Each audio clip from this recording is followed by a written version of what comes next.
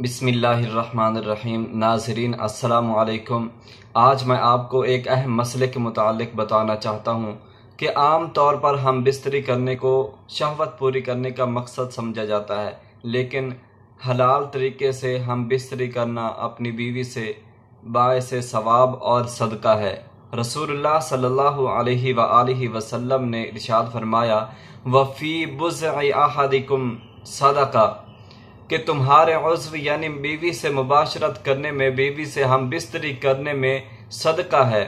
قالوا یا رسول اللہ صلی اللہ علیہ وسلم ایأتی احدنا شہوتہ ویکون لہ فیہا اجر؟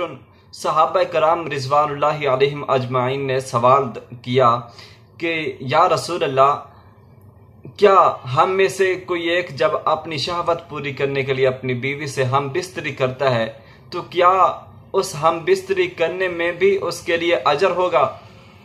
قال ارأیتم لو وضعها فی حرام اکان علیہ فیہا وزر؟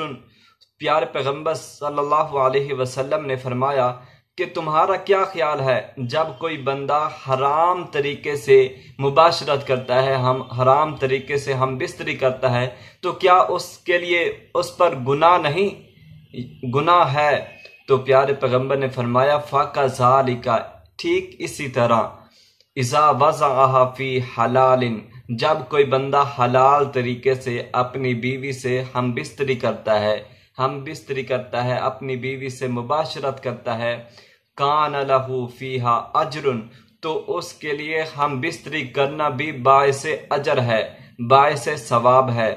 تو اپنی بیوی سے حلال طریقے سے ہم بستری کرنا باعث اجر اور صدقہ ہے۔ یہ حدیث، یہ روایت صحیح المسلم میں موجود ہے۔